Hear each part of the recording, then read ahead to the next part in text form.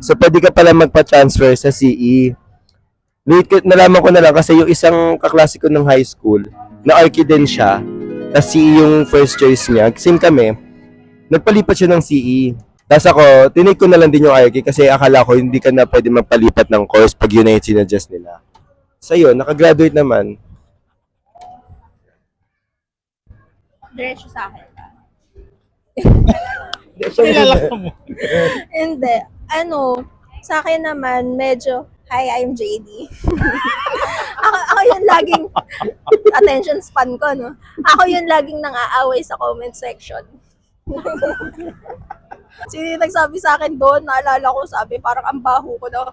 Dami mo. Ngayon mo ako sabihang mabaho. Parehas kami halos ni Renz. Siya, technically, CE rin sana ang gusto ko. Kaya lang, ang difference lang naman din. Ang gagaling niyo pala sa math. Hindi. Lang. Magaling lang mangopya. Or parang you have this thought back when you were choosing your program na parang engineering kasi technical course. Tapos merong prejudice na parang kikita ka diyan.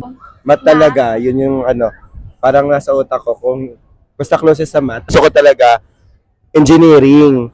Kasi nga, more on math, tapos mas technical ang drawing kaysa sa RQ, which is mas artsy ang drawings.